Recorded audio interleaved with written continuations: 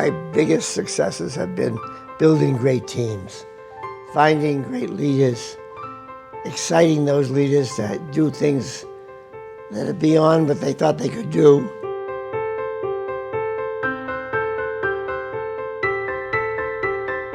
I think what creative leaders do is they create this culture where an ideas factory is created.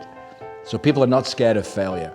They're not scared of or embarrassed if things don't quite work out, because it's all about course correction.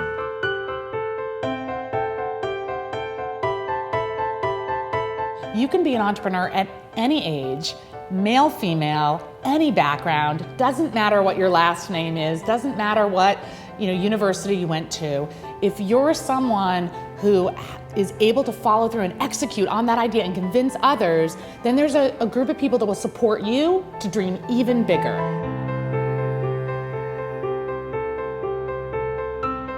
When you go to your heart, you know what's right and wrong, and your gut tells you, because your sixth sense. And I use my gut for my sixth sense and my heart as my guide.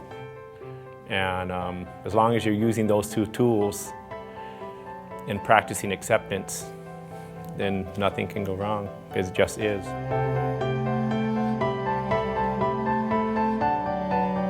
And if you want to make the difference, it means you always are looking for something new. You're always looking for an opportunity to sort of push the horizon, which means you're fighting, your own excellence.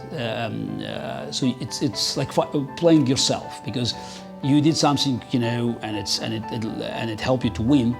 But if you want to improve and to make the difference next day, you just have to go beyond that.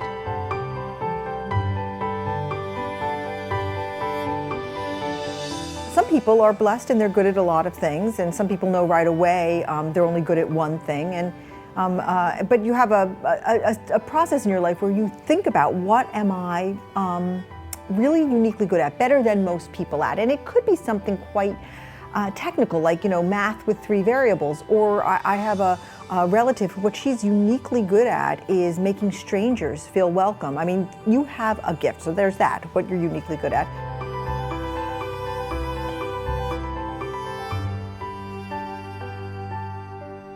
I would like the vigor, the scale, the organizational capacity of business allied with the intellectual seriousness, the spiritual ambition, and the emotional intelligence of the philosophical and psychological world. I would like those two to be united.